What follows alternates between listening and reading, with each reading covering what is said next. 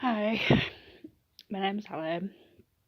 I just wanted to do is a bit of a trigger warning for the following, because I am talking about how I've survived domestic abuse, and I've been in two abusive relationships, um, and yeah, there was a few years ago, the last one ended in 2013, but I just felt it's time to open. I've spoken about it before on posts and then with Facebook groups, but I've never actually gone into too much detail. But I just wanted to do this on my YouTube channel and just share it to potentially help others that have been through it, and that's both men and women, because obviously I know that men do go through, can be in abusive relationships as well as women, but obviously they don't always come forward. Yeah. My first abusive relationship was with my now ex-husband, who've been divorced since 2012. I met him, I originally met him at college, and he seemed really nice. And things basically started going wrong when my son was around about a year old, nearly a year old. He was a violent alcoholic. Well, he still is an alcoholic, as far as I'm concerned, but and he was really controlling. I literally had to ask if I wanted to go for a bath. I literally had to ask him if it was okay if I went for a bath or for a nap. He was financially controlling. If I wanted to go meet, see me, we wanted to know how long we were going to be, things like that. And it was also very verbally abusive. He literally made me feel this big on a regular basis. It made me feel like I was a bad mum, that I wasn't doing things right. Even like when if I was cleaning, he'd come in after me, and instead of saying to me, do you need any help with that sort of thing? Because I've got disabilities. He'd just come in and he'd start to if I were like cleaning something, he'd come in and he'd be cleaning the same spot I've just been cleaning, so I'd be thinking, no, I must not be doing it right. It literally made me feel that bad. And it was physically abusive on two occasions. The first time of which I've still got, it faded a little bit, but the scar just under my lip. That was the first time. We'd had an argument on this particular day. We've been over to his younger brother's man, our ex brother-in-law, and he'd had a bit of a part, well, not a party as such, but there was himself. He got his friend over, and his friend's on-off girlfriend and their sister. So there was a group of them, and his friend had I think if I remember right, they'd had a bit of an argument with his on-off girlfriend, and my then husband had got a little bit flirty with her, sort of thing. I can't remember the exact because I'm trying to block it out. But anyway, long story short, we are good all the way home, and it just quickly escalated, and he ended up cutting me just a bill on the bottom lip. It was literally blood everywhere. It was like a bloodbath. But I didn't phone the police because I got it into my head because we've got my son at the time. I was the oldest of our two children. I won't mention any names. It's not fair on him. Because we'd got it out, so, and he was only young at the time. I got into my head that if I phoned the police and his dad, that I'd lose my son. So I didn't phone, even though he told me to, I didn't phone the police. And things just made that literally I put up with it for 9 years. And I also know that because of the past arguments before we even had my son, before I was even pregnant, we'd had I remember an argument we had. I can't remember what we argued about. I just remember the argument was arguing, and it found my mum and dad, and told them, well, phoned up and asked my dad to come pick me. My mum come with him, and he wouldn't let me out. He stood in front of the door, literally blocking me from getting out the door. I kept telling him to move, and no, you're not going, you're not going, you're not going. So I knew that even when I put up the courage to leave the day, it wouldn't be easy to do. I know you have people, say, oh yeah, you can just up, and it's not that easy. It's not that easy at all. And he would just horribly, because he drank a lot, but I got to the stage where, because I wanted a bit of peace for him, if he said he was going to the pub, I'd just like, okay, just to get a bit of peace and quiet from him. And the second time was literally a week before I left him. It said to me on the day, but that must have been about between 12 and 12 in the afternoon that particular day. He said he was going to the shop. I knew he wasn't. I knew for a fact he was going to the pub. He didn't get back until about 7, 8 o'clock, something like that. And well, I'd been talking to him about I'd been talking to him online because he literally made me feel worthless. I felt unloved, and I just felt unwanted and everything. And I've not never met up with him or anything. I was just talking to him online, and I'd been talking to him on the phone. And I was still talking to him when my then husband come back, and he literally said to me, I said, just tell me tight, tell him, say you're going up and just let me know when you're upstairs. So I was talking, so they come back and he bought me a bottle of duplicate, so I had to take the number, so I said, I'm tired, so I'm going to bed. I went up to bed, and I let my male friend know that I was upstairs, and before me and my ex-husband come upstairs. My then husband come upstairs. And he laid on bed. I literally pushed him up because I literally made him scream call. I didn't want him anywhere near me. So I went to push him out when he ended up giving me a black eye and a boost cheekbone that day. Again, I didn't vote in the place because we didn't have my son living with us at the time. I don't want to go into detail, but we didn't have my son, but we got our daughter. And she was actually sleeping in a cot on the day it happened.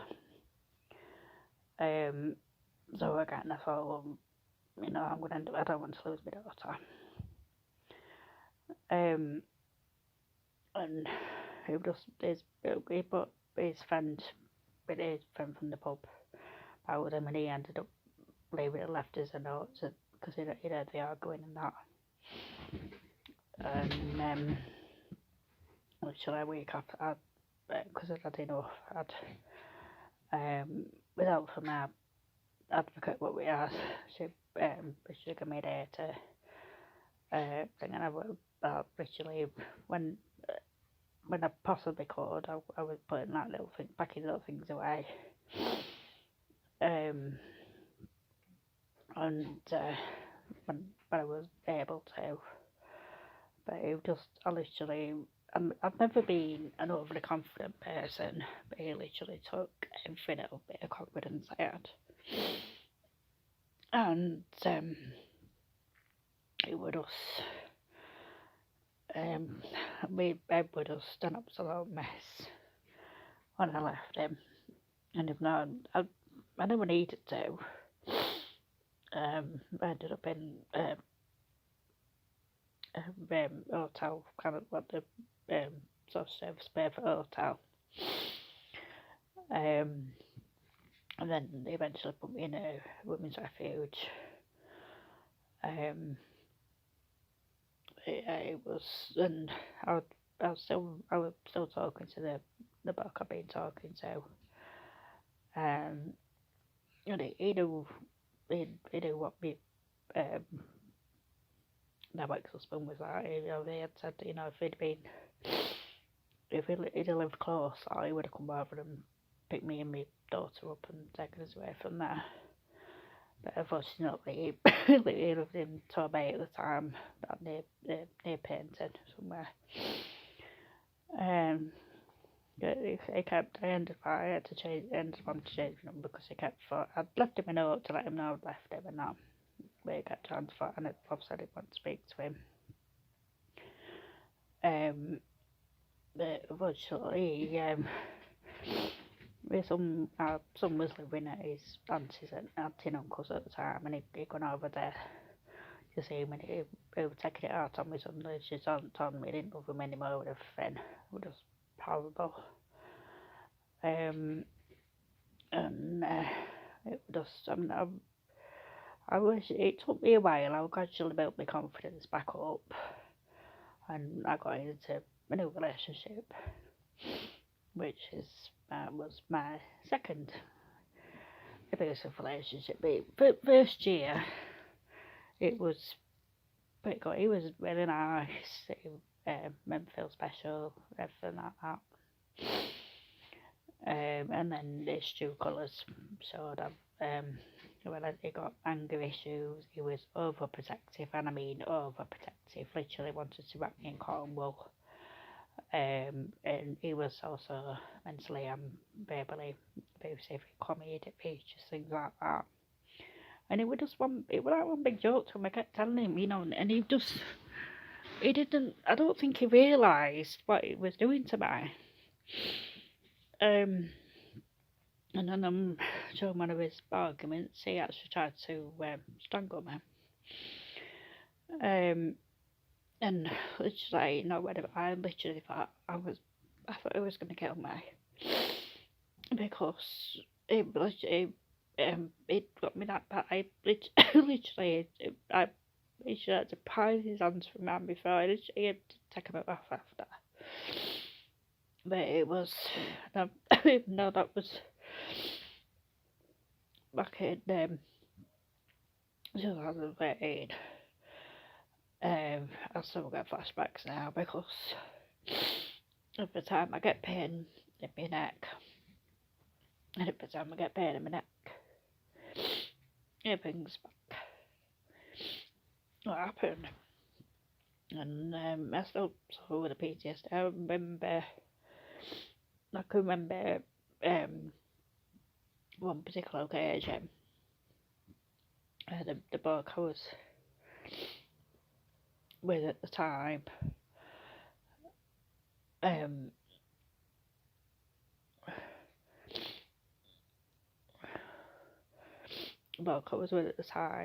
he comes up at mine the other weekend, as he normally did. And I just turned around to him as one particular day. I said, as I'm going for a bath, is that okay? And as soon as the words come out of my mouth, I think I might be asking him. I don't need to ask his permission to go for a bath.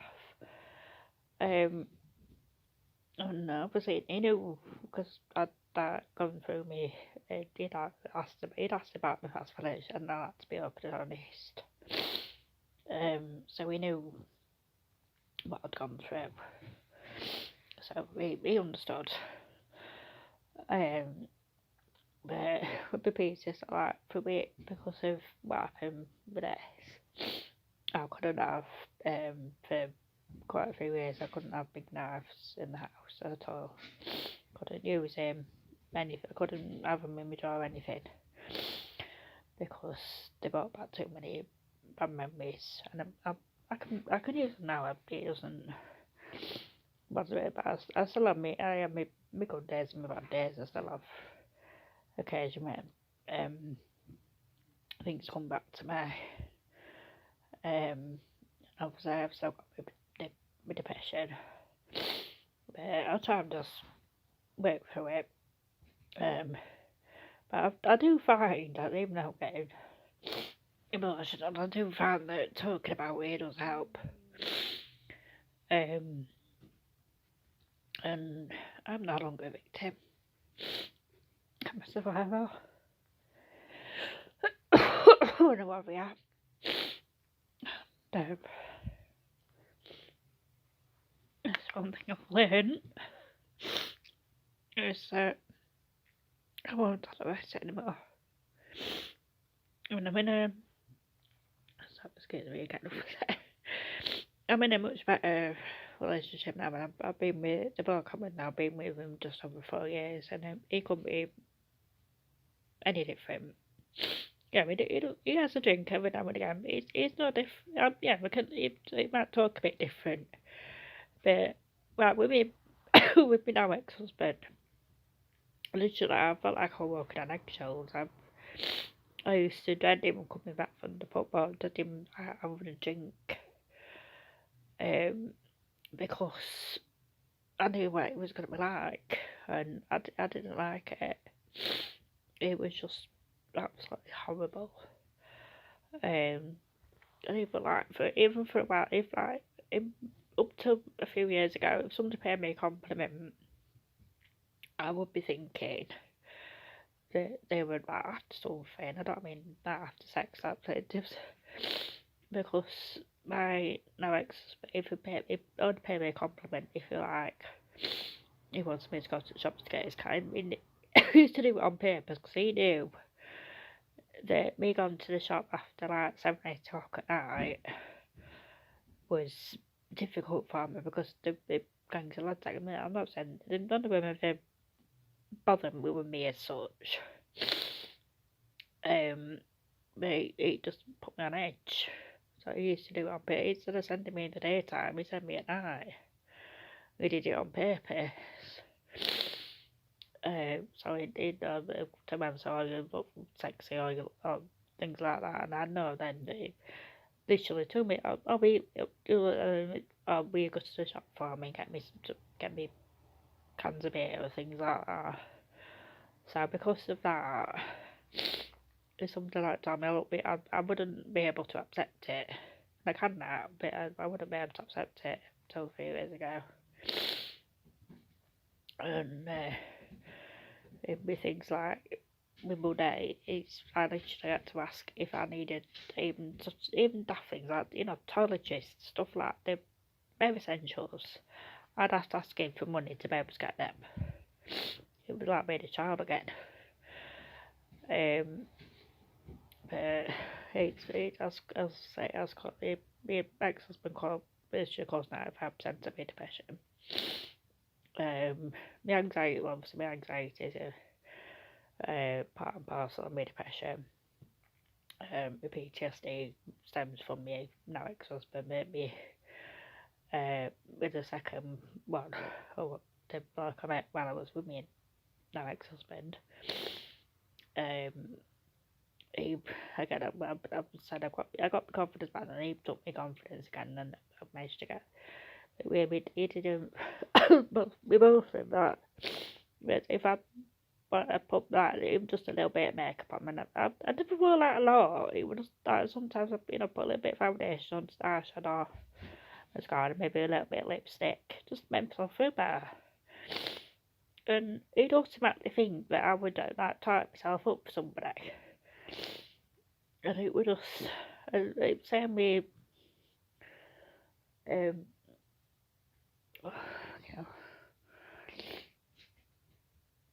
same with the second one. He didn't like me wearing makeup either. It's not. I mean, I don't got makeup on. I don't wear makeup on a daily basis or anything like that. But sometimes, it just a little pick me up. But yeah, it just, I don't know. But I know that if I put if I want to put a bit of makeup, a bit of eyeshadow, a bit of mascara, a bit of lip gloss or lipstick, it doesn't matter. It doesn't bother me so. he doesn't think, oh, she's starting herself up for somebody. And he will pay me a compliment, and I know he's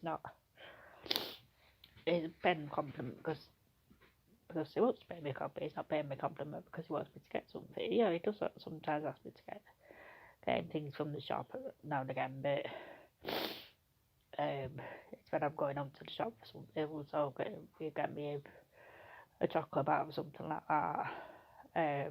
But I don't mind that. I don't mind that at all. But yeah, there is like, as I said, I am no longer a victim. I am a survivor, and I just want to let anybody out there, if you've been through obviously the same sort of situation, in a potentially abusive relationship, just obviously get out as soon as you can, because it never gets any better. It can only get worse. Yes, I stayed with the first one. I stayed for 9 years. But I knew it wasn't going to be easy. It wasn't going to be easy getting out. But you just need to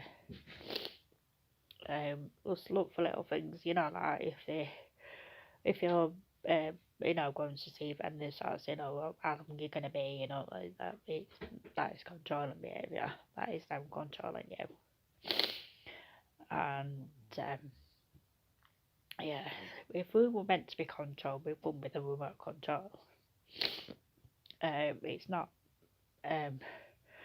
You shouldn't just put up with it. If your partner, if we're that said, if that trying to control what you're wearing, sort of thing, that is also controlling behaviour. Don't put up with it. Just get out as soon as you can. And open up to people. Don't hide it up. Whether it's your mum, your dad, your best friend, somebody from work, anybody. Talk to somebody about it. Because it does help, and obviously it will get therapy. I've had counselling myself, which has helped. It does help talking about it. It really does. Anyway, I would love to bore you with it, but I hope